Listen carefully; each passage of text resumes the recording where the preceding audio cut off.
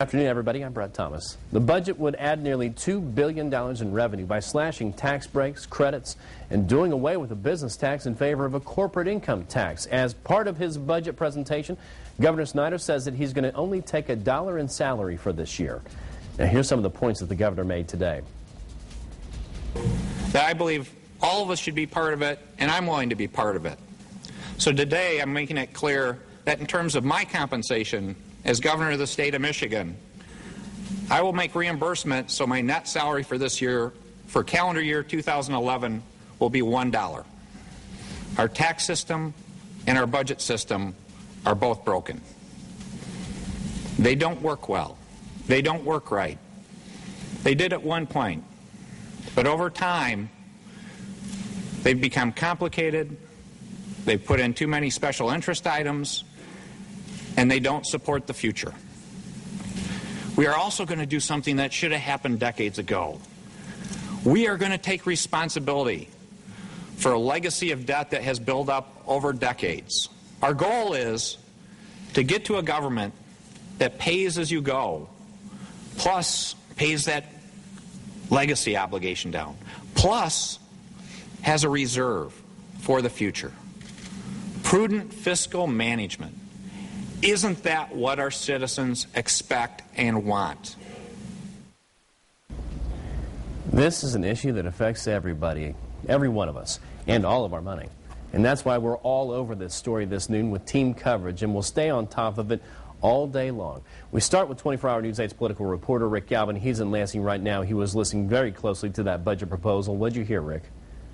Well, Brett, it's not just because we're going to stay on it all day today. We're going to stay on this for the next 90 days. I promise you, between now and June 1st, this budget is going to be the source of a great deal of conversation. And there's something I want to point out as you did that excellent analysis of some of the things that the budget proposal includes. It's only a proposal until the folks in that building back there decide it becomes law.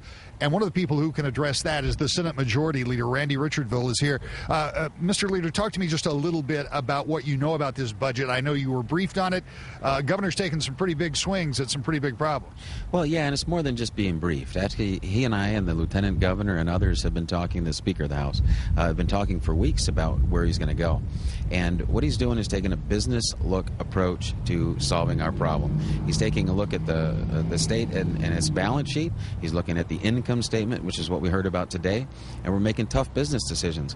I don't think anybody out there was not prepared for some pain. And I think he spread it out pretty well. I mean, there's not one group that he's going after or anything like that. I think a little bit of pain for everybody, and shared sacrifice is what he's been talking about since way back in October, November.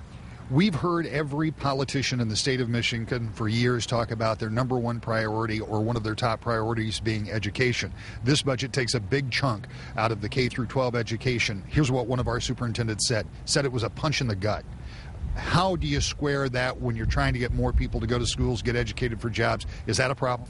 Well, everything's a problem right now. And a lot of our superintendents I've talked to across the state are saying you've got to give us some tools in order to make some of these cuts. So you will see some legislation following along with the budget that helps to enable and uncuff their hands, so to speak, to let them start to make some decisions. So we're going to try and enable schools to address what we believe is a structural problem. And the fact of the matter is we don't have the money. And people gave us a very clear indication back in November that live within your means, tighten your belt, get things done, and that's what what the governor's trying to do here. I know you're not carrying your crystal ball with you, but I got to ask, how much of this gets 19 votes over there in your chamber? Well, I don't know the specifics, but in general, we're going the same direction that the governor is. We're going to look at the individual pieces of it and see whether we can agree with that or not. But in general, we're going in the same direction. And you know, the people asked for bold leadership. And finally, we've got some bold leadership. You might not like all the details, but here, we said we're going to put everything on the table. It's on the table. Figure it out. Senator, thank you so much for your time. Thank you, Rick. One of the things that the governor talked about was taking that $1 salary. I posted that on Facebook just about the moment he did it, and I started getting these kind of comments. Well, he's rich. Who cares? Well, let's get some real news. Let's think about this for just a minute. Yes, it's symbolic. You do away with the governor's salary. It has very little effect on the overall budget, but at least it does set that tone for the shared sacrifice. And the fact of the matter is that this budget proposal, as it is laid out, does share a lot of sacrifice across the state. You're going to be hearing from some of those people who think that they'll be sacrificing too much as well. But over the next 90 plus days, because remember there is the new deadline that's been set for June 1st. There's a lot of work that has to be done between now and then. Of course, we're only just beginning. We will continue our commitment to be here in Lansing to bring you the very latest details on that. Brett?